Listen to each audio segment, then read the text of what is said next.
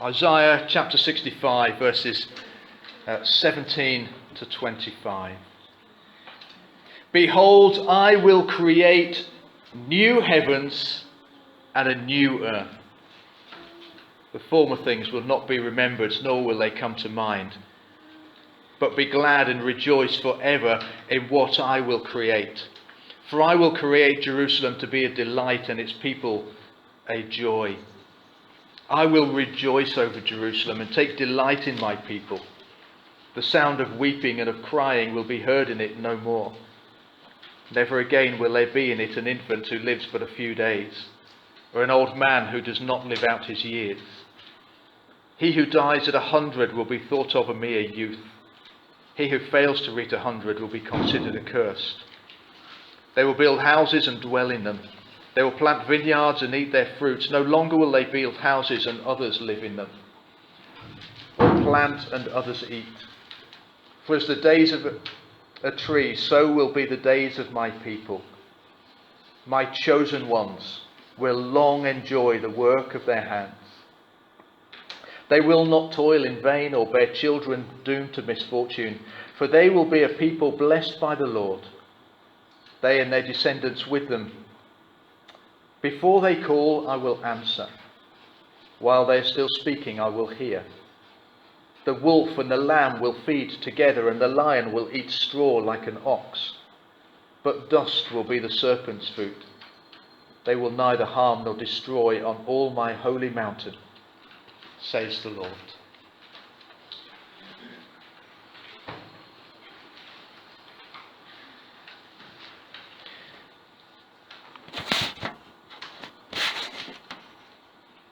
I think you can't have escaped over recent weeks and months just how grim the news has been. Almost every day seems to reveal new atrocities in Ukraine. For the church, we've seen news coming from that the government have announced that it will be illegal in this country to help somebody who feels same-sex attracted to live in the way that Jesus would want them to. The home abortion pill has been approved for continued use in this country after the government promised it would only be a temporary measure during COVID. UN climate scientists are warning us again that unless we change the way we treat the planet, it's very soon going to reach the point of no return. We're going to be inflicting irreparable damage on the whole ecosystem, and I think we know that the world isn't going to change the way that it behaves. As we look around, we say this is not the world that we want. This is not the society that we want to be living in and be part of. But it is the reality that we live with every day. And you might be tempted to look at the way things are and say there is no hope. There's no hope. I've heard many people say it in recent months. But the Bible says there is hope this Easter Sunday morning. In fact, there is more than hope. There is faith. And faith, the Bible says, is so much more than just hope. Faith is being certain of what we don't see. We can have faith. We can have a certainty that there is something better than what we see around us at the moment. We can have faith that there is something wonderful and joyous and amazing to look forward to because of what we celebrate on Easter Sunday morning. In particular, we can have that hope, that faith, that certainty that there really is an eternal future for those who belong to God. 1 Corinthians chapter 15 verse 20 says, Christ has indeed been raised from the dead, the first fruits of those who have fallen asleep. Our faith is not in a God who died on the cross. That those who went to the Passion Play yesterday, you get that horrible scene of Jesus' crucifixion and his death. Then very soon afterwards, we were in Peter Bancroft and celebrating the resurrection.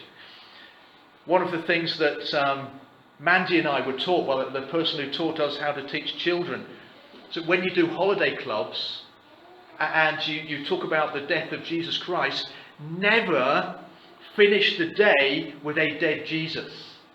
Because some of those children may not come back tomorrow and you've left them with a dead God. Always look forward to the resurrection. Because in the resurrection we have that hope, we have that faith, we have that certainty of our own resurrection from the dead. When Jesus rose from the dead, it was as a first fruits. First fruits was a Jewish custom. Every time they harvested any of their fruit, whatever it was, whether it was the wheat and barley harvest, whether it was the grapes or the olives, or whatever they harvested, they took the very first bit that they harvested, they took it to the temple and they offered it to God. And it's a great act of faith. Because they're saying, I'm trusting that there's going to be plentiful harvest still to come. I'm trusting that this isn't going to be, if this is all that there is, I've given it all to God and I've got nothing to eat now until the next harvest. They're giving it to God and saying, I'm going to trust that when I travel back to my village, wherever that may be, however far away from Jerusalem, that the harvest is still going to be going on. There's going to be more. Jesus died as the first fruits. He was the first one that ascended to heaven to live in that new kingdom. And he was just the first, the guarantee that so much more was to follow. The guarantee that you and I, if our faith is in Jesus Christ, that we will follow Jesus to heaven to be with him for eternity.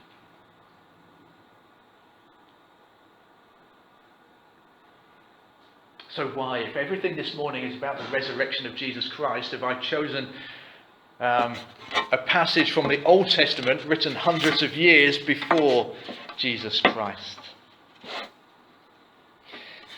Because I really want us to reflect this morning, not just on the fact that Jesus has risen from the dead. That's great. I want us to reflect on what it means for us that Jesus has risen from the dead.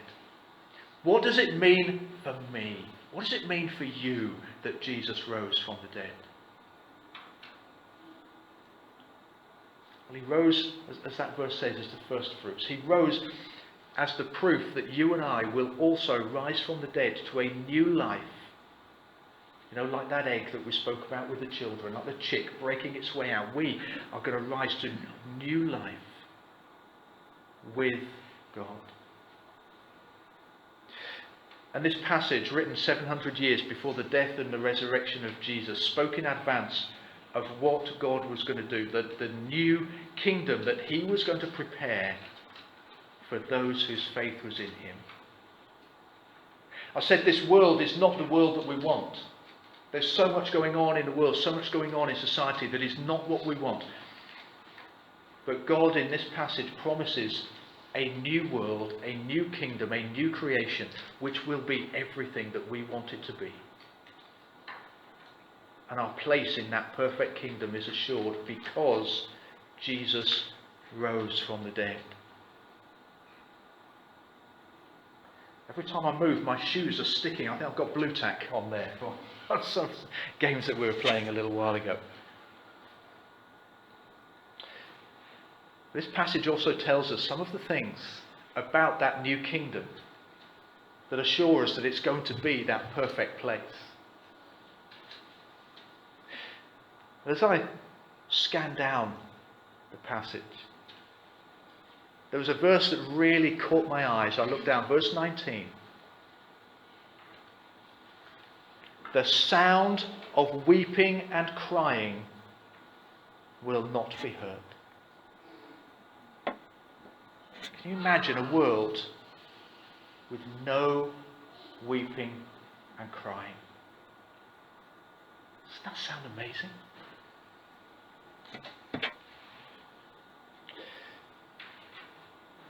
Did you see the image of Volodymyr Zelensky when he visited the town where so many people had been murdered?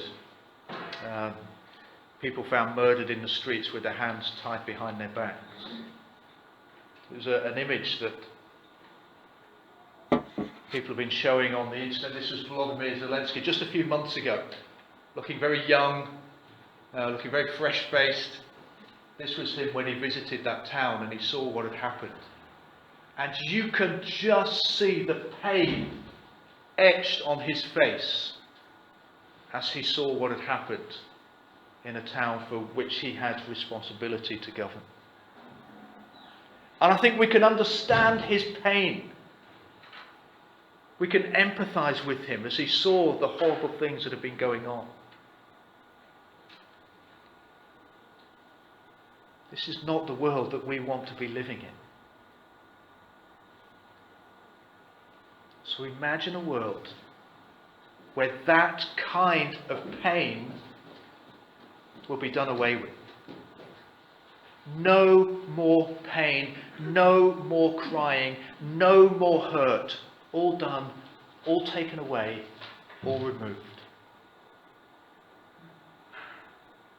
Over these last 2 years, so many people have suffered with COVID. There will be no COVID in the new kingdom. 2 years ago, we weren't able to meet at Easter. I was looking back over previous Easter notes. 2 years ago, the lockdown had just begun. Mandy and I had to try and work out how to do live broadcasts from the living room, and some of you remember the picture of our computer balanced on boxes and goodness knows what, trying to get it at the right height, and wires going everywhere as we tried to do our Facebook Live service from the living room. It took a few goes to try and get that working as it should do. People weren't able to see loved ones. Funerals. I led one funeral during the lockdown. It was horrible. It was just the worst thing I've done as a pastor, with the people coming to the funeral weren't allowed to sit with each other. Sitting separated, not allowed to hug and hold. And it's just been an awful time. There will be no more separation, no more isolation, no more hurt in the new kingdom. And we will be able to be there because Jesus rose from the dead and ascended as the first fruits of those who would die believing in Jesus Christ. And as we think about pain, we think about an ending of pain, what's the one thing that causes more pain than anything else? That's death, bereavement. Verse 20, never again will there be an infant who lives but a few days, or an old man who does not live out his years. Revelation chapter 21 takes this thought and takes it even further. And it says there will be no more death, no more mourning, no more crying or pain. Death is God's judgment on sin. Jesus died to pay the price of our sin. He rose to show that our sin is completely dealt with and death has been beaten. He rose as the first fruits of all of those who would believe. If you believe and trust in Jesus Christ, if you have repented and put your faith in Jesus to have died for you personally, you will follow Jesus to heaven. In a place where there will be no more death. There will be no need for death because your sin has all been paid for by Jesus.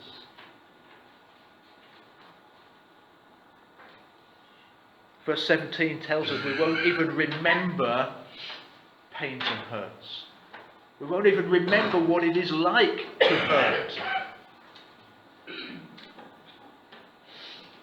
One of the questions that I often get asked is, how can there be perfect joy in heaven when we know that so many of the people we've loved on earth are not there but are suffering in hell? How can we have perfect joy knowing that others are suffering? Verse 17 seems to suggest we won't remember. We won't even remember pain and hurt. There will just be perfect joy and peace in heaven. No pain, no suffering, no mourning, no death.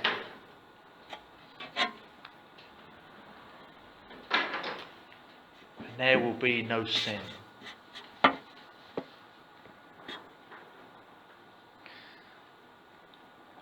I believe that our government at the moment is passing laws for this country that make God weep. And it's very easy for us to judge and to condemn. Sometimes we need to look at ourselves rather than looking outwardly, because I believe that all of us here make decisions every day that make God weep. Every time we lie, every time we get angry, every time we neglect others, every time we're lazy or uncaring. All of these things make God weep because they hurt other people. Sin makes God weep because it causes hurt and pain. This is why God hates sin so much. It causes pain. Sometimes we go through the 10 Commandments with children and we say to them, do you think these 10 Commandments are restrictive? Do you think God has given us these to stop you enjoying yourself? Imagine for a moment a world where nobody lies, where nobody steals, where nobody kills. Wouldn't that be better?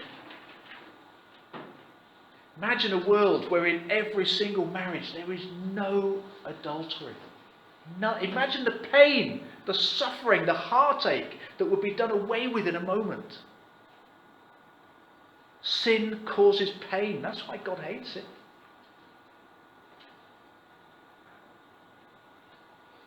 In heaven, there will be no more sin. Those things will be done away with. And therefore none of the pain that sin causes. Verse 25, dust will be the serpent's food, and they will neither harm nor destroy on all my holy mountains, says the Lord. When I first read this, I thought, yes, no more snakes. I like the sound of that. I like the sound of a world with no snakes. They terrify me. I can't even watch them on television. Children's little toy rubber things, I don't even like looking at that. I shouldn't say this because as soon as children learn this, they love bringing little rubber snakes. It turns me cold. But actually, that's not what this is saying. This is referring back to the Garden of Eden. And it's referring back to Satan tempting Adam and Eve into sinning. But Satan was in the form of a snake in that moment. And God condemned Satan in the form of the snake to eat dust. It was a prophecy that Satan would be utterly defeated. So when it says here that dust will be the serpent's food, it means that that prophecy about Satan being defeated will be true in the new kingdom. And if there's no Satan, then there's no sin. And if there's no sin, then there's none of the pain caused by sin.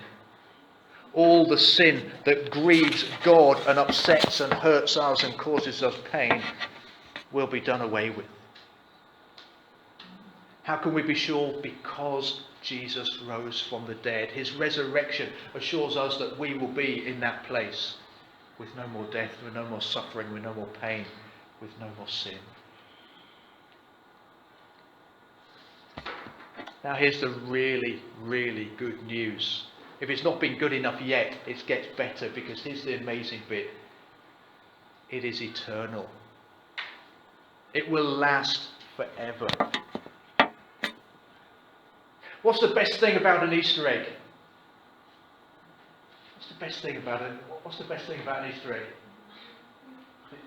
eating it. Is that the best thing about an Easter egg? So lovely, isn't it? It's okay to look at, it's nice, and especially in the nice boxes they put it. But it's not much use until you eat it, is it? What's the worst thing about an Easter egg? When it's gone. When it's gone. When you get to the end and all that's left are those little chocolatey, crummy bits in the bottom. And you try to get in, you lick your feet, you're trying to get those last tiny little dots of chocolate, and then it's all gone. Oh, that's it. Get another one. Well, that didn't last very long, did it? This time last year, how was everybody up at Carrow Road feeling? Do any of you remember? Everybody was getting all excited. Norwich are going to get promoted. Hooray, it's amazing. We're going back to the Premier League. How are they feeling now? Not quite so elated. See, everything in this world that gives us joy and gives us pleasure is temporary. It comes and it goes. When Jesus rose from the dead, it was forever. When we did our Easter greeting at the beginning, we didn't say Jesus has risen, we said Jesus is risen. By the way, it sends the grammar checker on Word. Absolutely crazy. It puts little red squiggles everywhere. It says that's bad grammar. Is risen. No, it's not. It's perfect for Jesus because Jesus is still today in his risen state. He rose from the dead almost 2,000 years ago. But he's still risen. It's eternal. And Jesus is the first fruits of all who will believe in him. Our resurrection, our ascension to heaven is eternal. It will never be lost. It will never be taken away. We will enjoy all the wonders and the joy of heaven forever because Jesus rose from the dead. When we come back here next year on Easter Sunday, unless Christ has come back first, that would be great. But if we're still here next year and we're meeting, Christ will still be risen from the dead. And we will still be able to say, we are going to go to heaven to be with him forever. This is something that's not going to change. It's not going to be lost. We're not going to wear it out. It's like supporting a team who get promoted every single year. Year after year after year after year. Always getting promoted. Always winning every trophy. It's like supporting Grimsby Town rather than Norwich. No, it's not. It's like having an Easter egg that never ever finishes. Can you imagine an Easter egg that never ends? That'd be amazing. Well, it might feel ill after a while, but it'd be great, wouldn't it? Just never finish. That is what we're promised in Jesus Christ. A joy of his resurrection and ascension forever. Every single day when we wake up, we say, Jesus is risen from the dead, and I know that I'm going to go to heaven to be with him. And when we go to heaven, it will be forever. It will not end. I know that life has been tough recently. I know that the news is awful and gets worse. The Bible tells us it's going to get worse and worse and worse. I can't promise you things on this earth are going to get better. They're probably not. But listen, we can rejoice. We can rejoice because Christ is risen from the dead. And that isn't just a historical truth. It is our certainty. It is the thing that grounds us. It is the thing that gives us faith, hope, certainty that we will be with him for eternity. And we will go to a place where all the pains of this world will be done away with. No more pain. No more death. No more sin. There will be joy new every morning for eternity. All because Jesus rose from the dead.